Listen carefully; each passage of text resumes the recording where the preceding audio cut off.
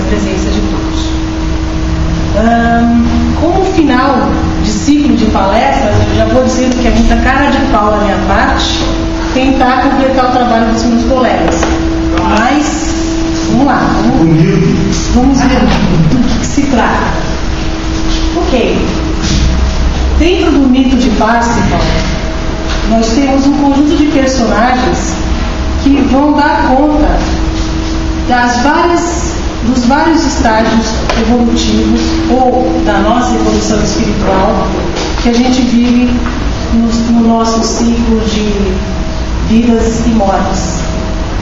Então a gente vai falar um pouquinho de cada grupo ou de cada personagem e já convidar os irmãos a se colocarem no lugar desses personagens, quer seja aqueles que vão representar mais o nosso ideal, quer seja aqueles que vão representar mais a nossa atualidade. Ok? Vou convidar vocês para essa jornada também. Que nós temos os cavaleiros do Graal, que são a nossa meta corporativa, ou seja, o momento em que nós atingiremos uma estatura espiritual que dê conta de nós pegarmos as nossas lanças, ou seja, o nosso poder espiritual, e devotarmos à humanidade. É isso que os cavaleiros fazem e é isso que nós faremos. Tá? Aqui está. Zeladores da humanidade que dirigem voluntariamente todo o seu poder anímico para o bem da humanidade. Eu grifei o voluntariamente porque o mínimo que nós podemos fazer para partir nessa jornada espiritual é ter vontade de. Todo o nosso combustível para sair do chão, para sair da matéria, ou 90% do nosso combustível para chegar aos céus, a gente usa para sair do chão, ou seja, para o primeiro despertamento, naquela série que o Arthur apresentou para a gente. Tá? Vontade. Interessante, né, cara? Aproveitando esse slide aqui do círculo, e o primeiro slide do Alê também tinha um círculo, né, dentro do Monsalvaut, né? O círculo representa a alma, né? E interessante quando você coloca aqui, né, que todo o poder anímico para o bem da humanidade. Então, quando você tem uma série de iniciados em círculo, representa essa culminância de almas, né? E a cruz, que é a matéria, né? Na cruz da matéria para influenciar a humanidade da melhor forma possível. Né? Então é muito simbólica essa questão de se reunir em círculo, né? Porque ali você vai somar o que você tem de melhor com os outros. Perfeito. É muito importante. Por isso que estava para falar isso, tinha esquecido. Esse aqui é o nosso herói, Parsifal, já numa condição privilegiada, a condição de quem já galgou esse caminho com êxito. Tá? A gente vai falar do caminho no decorrer da palestra. Diz o mito que Parsifal é um tolo, simples e casto. E a gente tende muito a confundir pureza com ingenuidade. Já foi tratado aqui hoje, né? Que uma coisa é a pureza conquistada, aquela pureza que é resultado não de uma pureza dada, mas uma pureza conquistada por um processo depurativo, por um processo de purificação. É desse processo que a gente tem que dar conta. A ingenuidade ou a tolice não é mérito, é apenas a característica daquele que ainda não se municiou do conhecimento, aquele que ainda não se apropriou do conhecimento das coisas, né? Então ele é ingênuo, ele não é detentor da virtude da pureza. Próximo. E aqui nós já somos exortados ao seguinte: sermos prudentes como as serpentes e sem malícia como as pombas. Ora, para alcançar a pureza, a gente não pode excluir o conhecer as coisas. Né? Nós não podemos ter falsos pudores de conhecer as coisas para nos mantermos puros. A gente às vezes se deixa levar por um falso pudor que vai tender a quê? A nos deixar inertes, a não promover um movimento, ou um movimento ordenado que só é garantido pela prudência. Né? Então, a pretexto de alcançarmos a pureza, nós não podemos ser covardes. Certo? Que nós somos exortados a sermos sábios e puros. Então, o que nós temos? A união da intelectualidade cerebral e a espontaneidade espiritual. Aqui a gente se move por todo o cabedal de conhecimento que nós temos o dever de amealhar durante as nossas vidas. E aqui nós temos a espontaneidade espiritual, que é a manifestação da vontade divina na nossa vida ou na nossa conduta. Aqui eu fui buscar um Princeton que, embora castrado, fosse atraente. Olha só, eu achei ótimo esse Princeton aqui. Sedutor, né? Sedutor. Ótimo. Né? Forte, um tipão. Um tipão. Aí eu já denunciei minha idade mesmo, né? Os mais jovens desculpa. O Princeton, o que aconteceu com o pobre Princeton? Ele é aquele cavaleiro que foi rejeitado. Olha, eu quero fazer parte da ordem. Né? Só que o pessoal não é bobo não. O pessoal de recrutamento e seleção falou o seguinte: estamos vendo aí que tem, você nem apaixonado tal. Sim, né? Ele tinha em si mesmo a paixão, os desejos passionais, os desejos inferiores, que foram detectados naquele momento. E, na verdade, o que aspirava o Princeton? A superioridade. Ser mais que os irmãos, né? Ser mais do que o seu semelhante. Em aspirando à superioridade, ele não pôde ser. Não é possível a realização do ser no âmbito do egoísmo. Nós vamos ver isso mais para frente. Sendo assim, ele resolveu ter poder. Né? Aqui, ó, que a gente pouco faz, né? Priorizar o ter em detrimento do ser. Tá bom. Aqui a Kundalini, achei simpática também. Ela está aqui dividida, né? E adormecida. Dos personagens até agora apresentados, vocês acham que a gente está em que estágio? Qual é o personagem que mais dá notícia da nossa atualidade? Os Cavaleiros, o Parsifal, Princeton, Kundalini. Kundalini levanta a mão. Quem está na Kundalini levanta a mão. Acho que Kundalini. Mas o Princeton teve voto também. Até a pessoa falou baixinho, porque ninguém quer ser o Princeton. Mas é isso. Então, a Kundalini é o ser que suspira em sono profundo, está dividida entre a luz e as trevas. E ao mesmo tempo, ela simboliza o feminino decaído. Vocês lembram que a serpente, ela vai fazer o trabalho dela em cima, não da vontade de Adão, que talvez, uma coisa para a gente pensar, que talvez fosse incorruptível, mas ao lado mais vulnerável, que seria a imaginação da Eva. Então foi via feminino que a casa caiu. Mas calma, meninas, a gente se recupera. Vamos lá.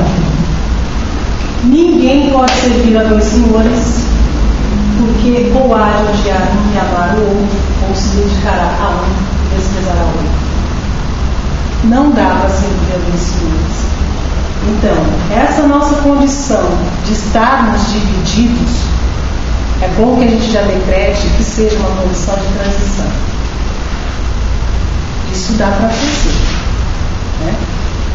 É uma proposta aí para a gente pensar a respeito.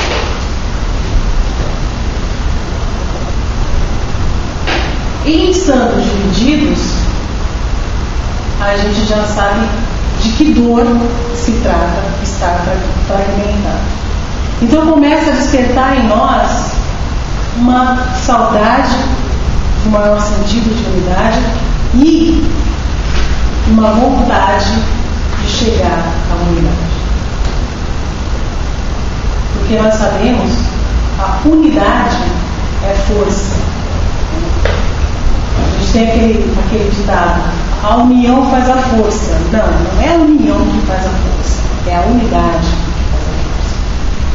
Não adianta você pegar um grupo em que todas as pessoas estejam voltadas para o seu próprio interesse e querer realizar o interesse comum. Não vai dar certo.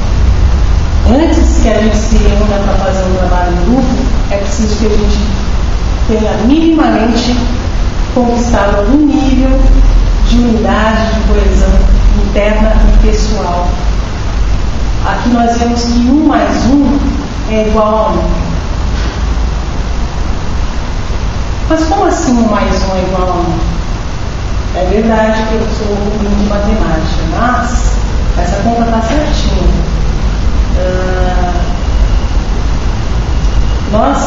Nós somos originários de uma mesma luz, de uma só luz, né? Nós somos chispas divinas.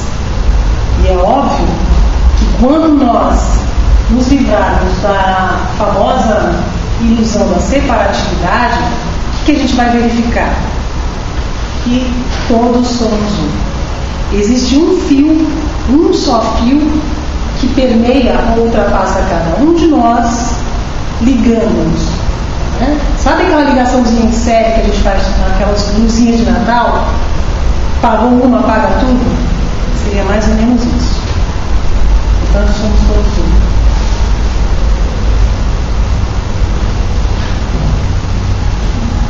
Aqui nós temos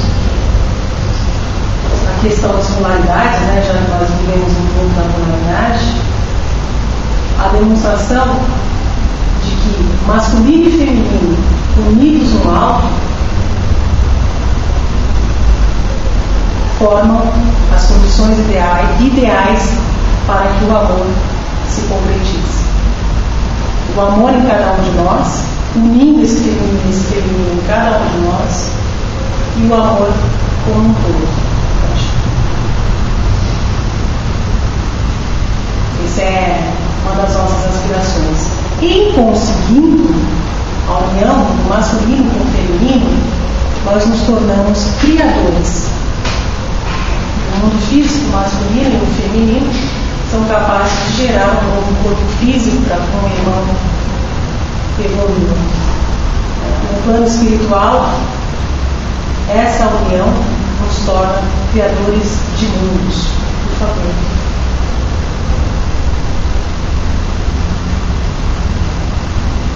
Diz o ritual que a comunhão espiritual é a realização de luz. Ou seja, a luz divina, quando uma das luzinhas de Natal que a gente conhece se apaga, a luz divina se apaga também. Quando um homem cai, a humanidade cai. Então, é mais um motivo para a gente se esmerar em fazer a nossa luz brilhar. Aqui, realização é o Itu, seja a nível de casa 7, o Itu próximo, seja a nível interior, masculino e feminino realizados em nós. Tem um maior obstáculo, talvez, para a sua realização. Né? Se opõe ao eu e tu, o eu meu. Hoje, muitos de nós, a maioria de nós, desistiram dessa esfera de realização para entrar nessa esfera de satisfação. Então, eu meio que tenho que suprir a realização que eu deveria buscar no outro, na horizontal, e no outro, na vertical, e me detenho aqui, em conquistar coisas. Pronome possessivo, meu. Só um minutinho.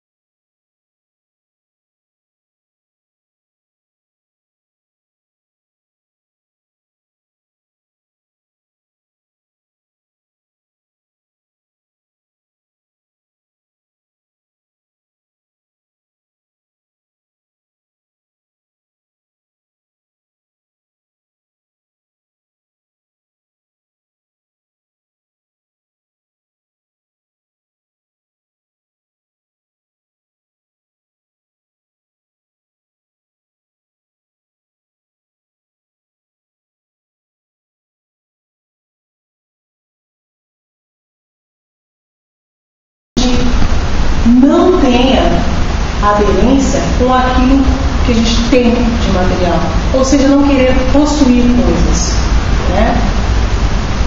Para que a gente não corra o risco de ser possuído pelas coisas. Então, aqui a gente poderia assim dizer que aquele que doa, esse sim é essa pobreza que é proposta por essa bem-aventurança.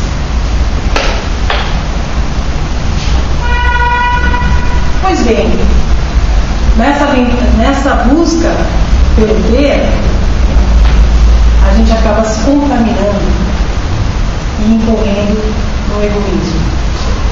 O egoísmo nos leva à fraqueza, e a fraqueza nos leva à violência.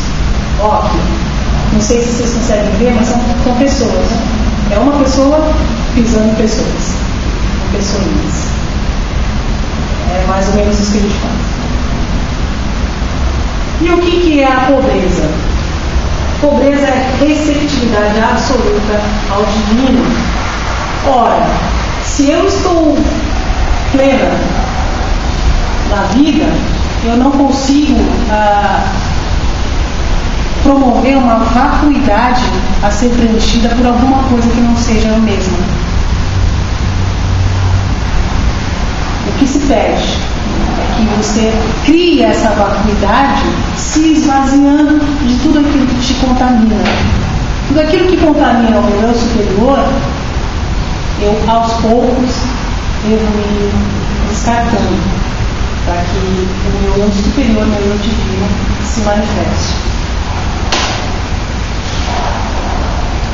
O egoísmo impuro não pode ver a Deus, que é amor puríssimo. Puro de coração é aquele que se libertou daquilo que pensa que é e daquilo que acredita ter. São duas ilusões, dois níveis de ilusão, né? Esse nível de ilusão de pensar que se é alguma coisa, ele se dá no nível pessoal, da personalidade, né? E o nível em que você, que aí é mais raso ainda, né? Que você acredita possuir alguma coisa. Você não se vê como mero detentor das coisas, como mero administrador dos recursos que lhe são dados, né? Você acha que de fato possui coisas pessoas, etc. Muito bem. Nós temos os reis magos oferecendo ao menino Jesus ouro, incenso e mirra, ou seja, devotando ao Cristo corpo, alma e espírito. No caminho do aspirante, as meias medidas são muito perigosas. Então, mas eu vou me consagrar só de corpo, só de alma, só de espírito. Não.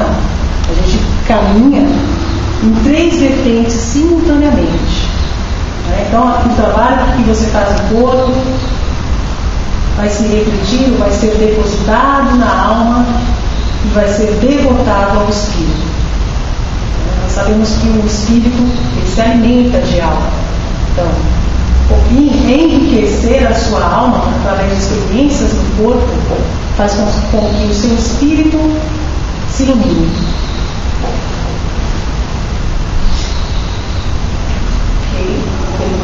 Aquele que se liberta da personalidade consegue ver a luz.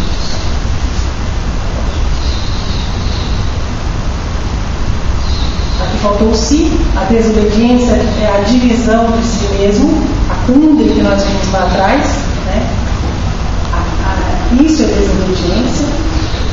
E virgindade, por outro lado, é a obediência ao divino, portanto, a harmonia com ele. Então, nós temos as 3 esferas do nosso ser, corpo, alma e espírito, devidamente alinhadas, trabalhando numa mesma direção. Nossa escola, ela dá um conjunto de exercícios para que a gente consiga essa consonância entre os nossos veículos. Porque atualmente, geralmente, a gente dá uma descompensada, né? Está um veículo fazendo uma coisa, outro fazendo outra, e a gente não consegue realizar. E ainda assim, não consegue realizar, né? Você acha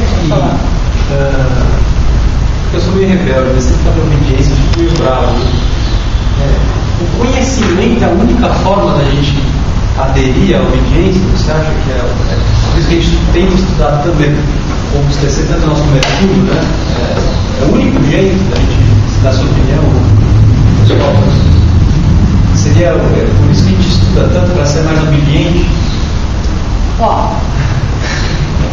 Eu também vou caçar mas eu acho que o conhecimento ele te faz gerar em você convicção, né? E a convicção é gasolina aditivada, na minha opinião. A convicção te dá torque, né? Uma vontade forte, uma perseverança para você seguir por aquele caminho. Você tem um chamado, começa a pesquisar, começa a buscar conhecimento. Esse conhecimento, ele dá corpo àquilo que você sente e te instrumentaliza para realizar. Portanto, na minha opinião, é um caminho completo. Mas tem outro, que é o do místico propriamente, que ele sente reverberando no seu coração o chamado. E para ele, basta para que ele se determine naquela linha de conduta, porque ele sente completamente que aquele é o caminho. É lógico que esse segundo caminho, não sei se vocês vão concordar, ele é menos compartilhável do que aquele caminho que tem o conhecimento intermediando. Né? Esse conhecimento como intermediário, ele é maravilhoso quando, olha só, você vai buscar nessa outra linha a vontade de compartilhar. E a vontade de compartilhar passa pelo coração. Então vejam, nossa escola mais uma vez mandando bem. Por quê? Propõe exatamente isso, gente. Que a gente una mente e coração. Mente e coração.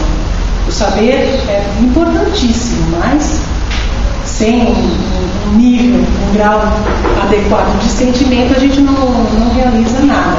E Estou falando de sentimento, não estou falando de emocionalismo. Diferente.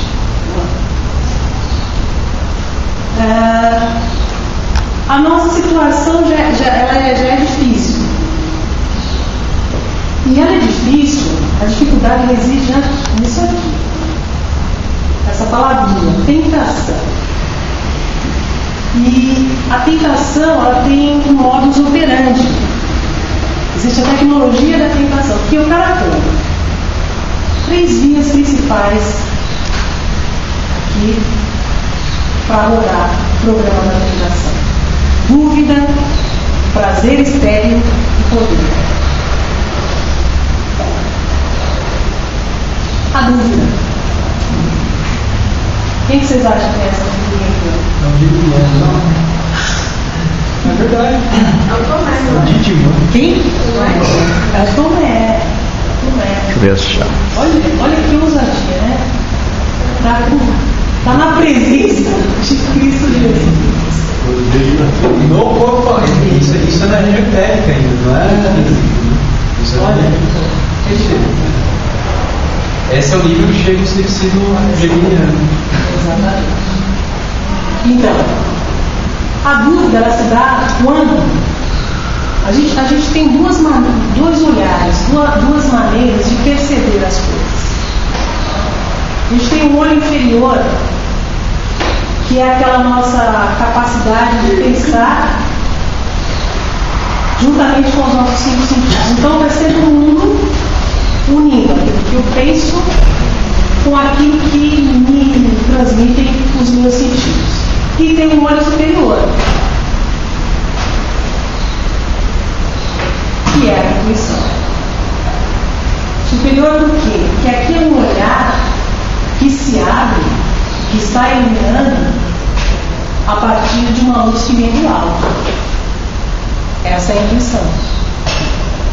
Se a gente conseguir unir intuição, que é a parte do Pai, com a nossa uma percepção privilegiada de mundo, que se dá por um intelecto de sentidos bem treinados, a gente decide bem. Porém, quando esses 2 olhos não estão sintonizados, a gente tem a dúvida. E a incidência da dúvida nas nossas vidas é a tragédia. Né? Por que é a tragédia? Porque implica em inércia. O tio Marx já disse pra gente: olha, quando vocês tiverem que fazer ou não fazer, faça. Faça, porque a experiência dará conta de te ensinar aquilo que você deveria aprender. E que talvez não aprendesse se não passasse pela experiência. Então a dúvida é isso, é saturnina. Será que eu vivo? Eu não sei, é de mim. Saturnina. Vou passar para frente. Outra via, outro caminho da perdição, o prazer externo. Paulo já nos advertia que todas as coisas são lícitas, mas nem todas as coisas convêm. Convém a quê? A minha personalidade ou o meu espírito? O espírito, né? Essa conveniência, esse crivo da conveniência ao meu espírito que deve operar quando a gente vai fazer alguma coisa. Ah, não, por quê? Porque se você buscar simplesmente o prazer pela satisfação, é aquilo que a gente falou anteriormente, você não vai ser criador, você vai ser destruidor de si mesmo e do outro. Aqui, primeiro egoísta, a gente tem o poder espiritual aqui enlaçado pelas paixões, pelos desejos inferiores, totalmente impedido de se realizar. Aqui está a doença também. A doença. Então, o poder egoísta serve-se de todos, escraviza, coage.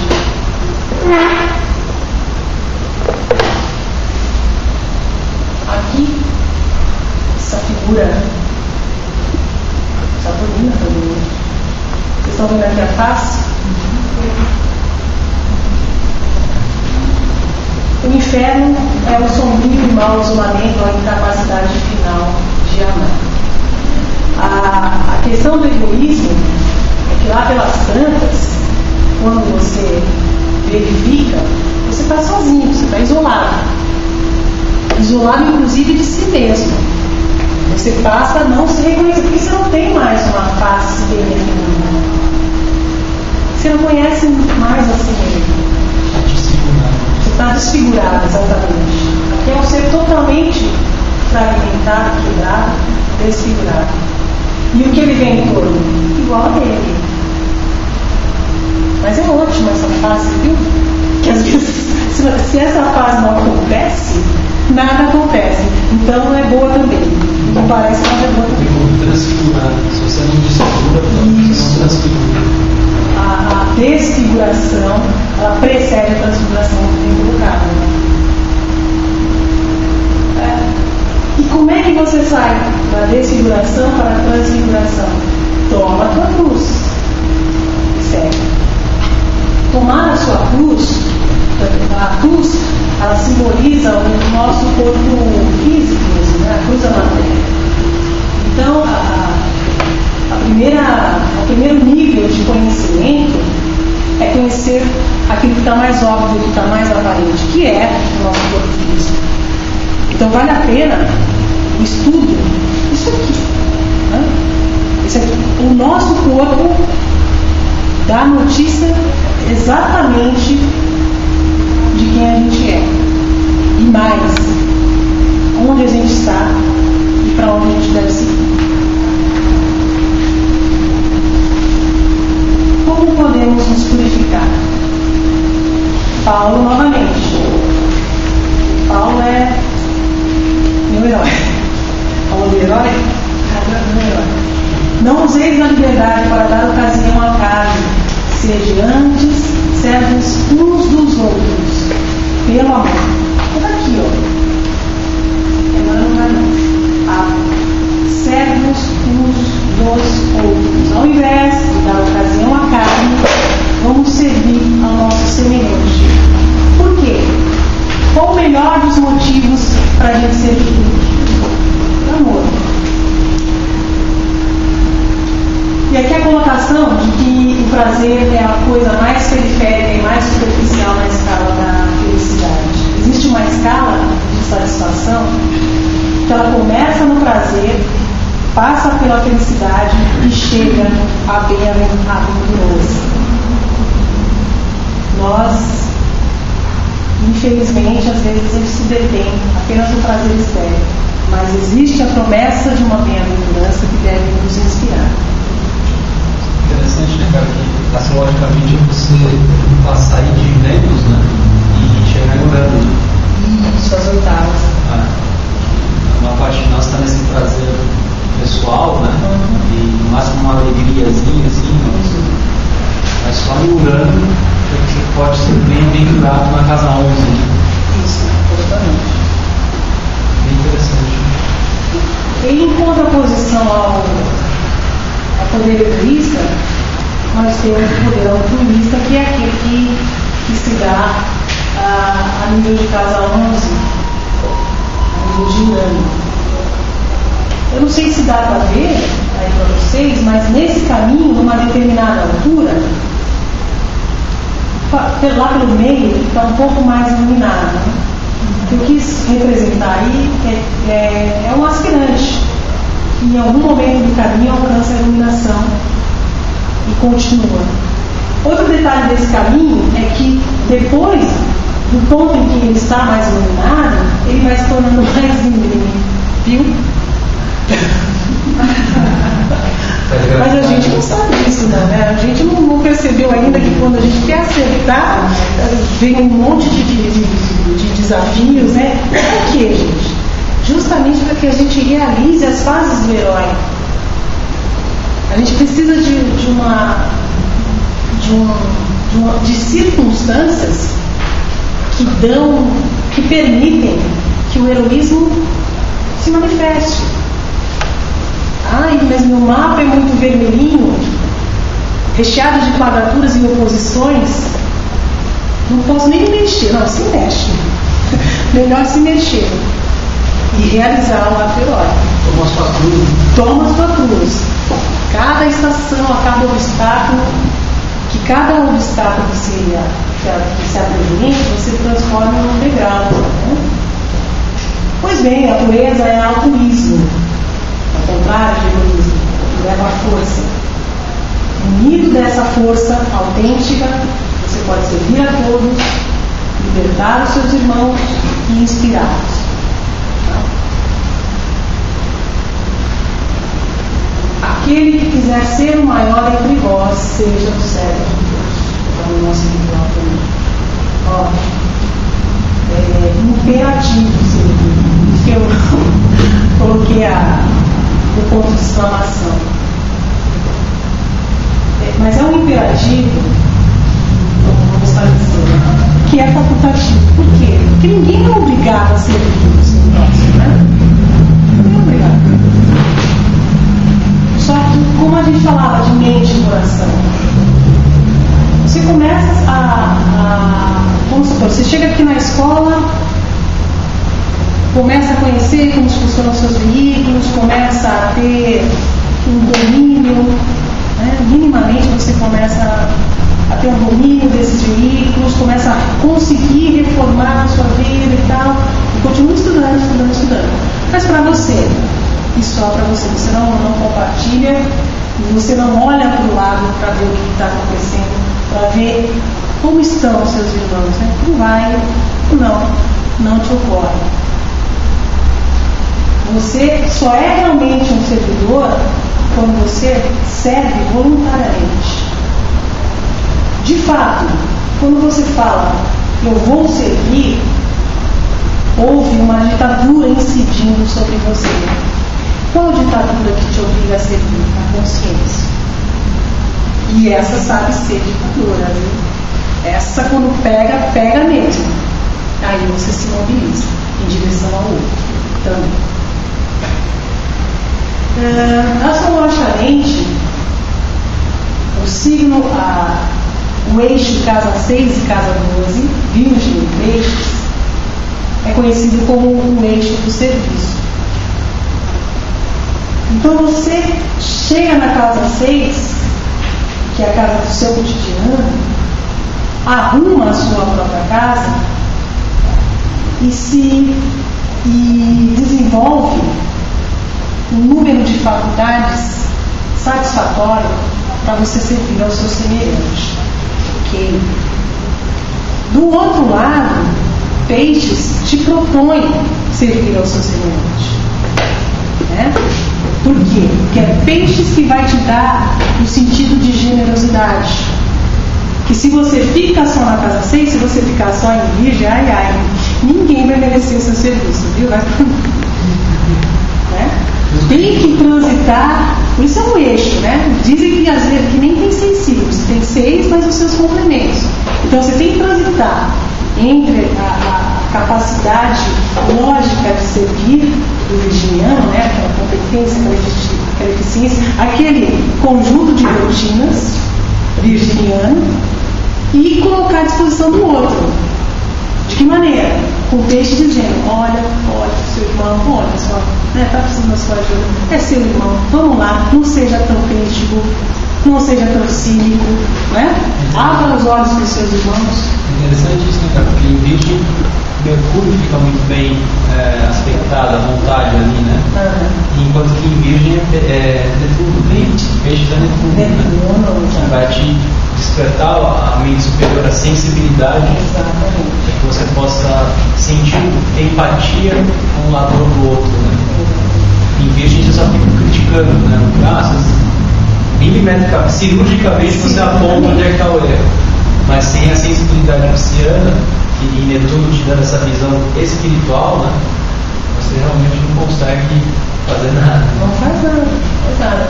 Bem lembrado pelo Arthur a questão das oitavas, né?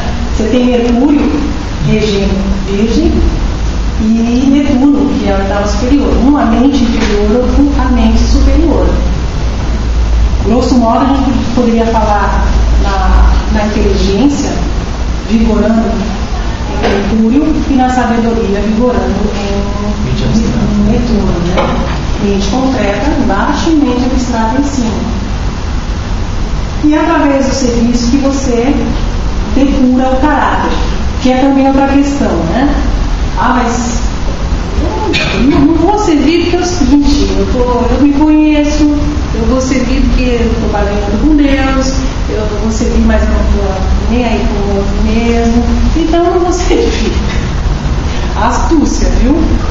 Pode servir também a gente pode servir, não é que deve, né? Mas pode começar a servir com esses vícios de motivação, sim.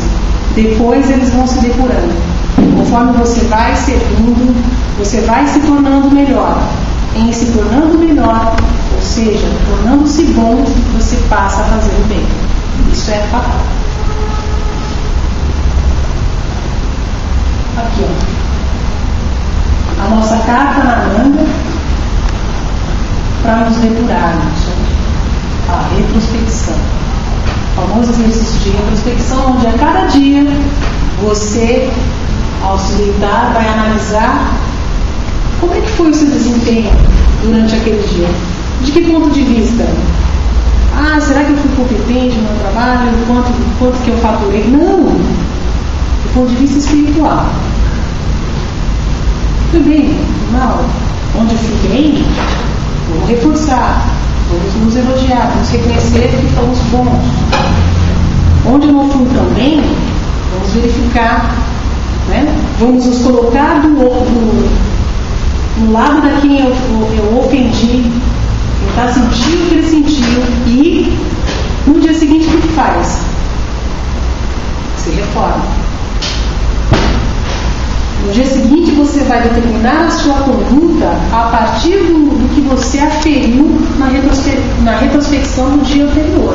Senão não vai. A retrospecção ela tem a sua eficácia se você no dia seguinte se compromete a ajustar aquilo que está fora do lugar. Apresentei vossos corpos por sacrifício vivo, santo e agradável a Deus. Não os conformeis com este século, mas transformai-vos pela renovação da vossa mente.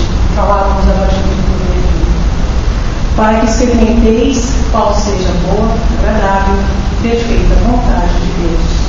Que as vossas florências na nossa vida.